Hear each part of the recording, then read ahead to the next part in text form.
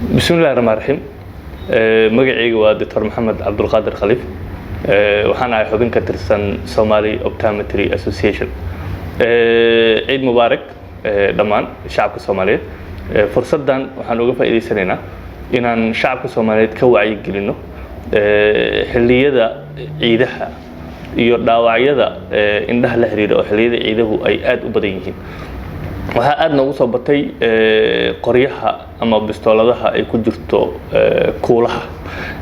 kuulahaas waxay waxyeelo daran ay gaarsiin karaan indhaha carruurta. marar badan waxa u maleynaa ciido badan oo kala duwan dhaqaatiirta indhaha noocyada kala duwanba marar badan ay ka soo hadleen waa ka soo wacyi geliyeen ummadda.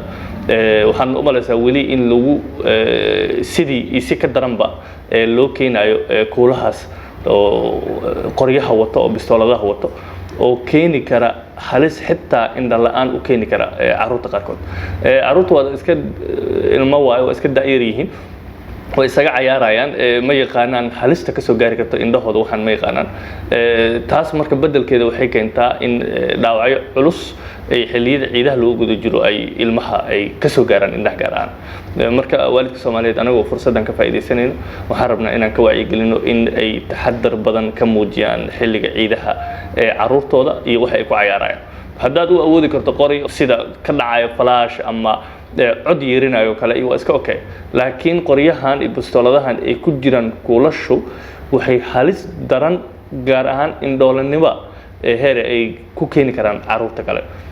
marka waxaan kaga digaynaa inaad arintaas aad ka digtoonaataan haddii ay dhacdo in cunugaaga ama cunug aad meel aad ka ag dhowdahay ay waxyeelo ka soo gaarto kuushaas la xiriirta indhaha ha sahalsanin sida ugu dhaqsiyaha badan xarumaha markaas caafimaadka indhaha ee furan ka gaarsiiya cunuga si waqti hore wax looga qabto haddii halistiisu weli ay tahay mid fudud.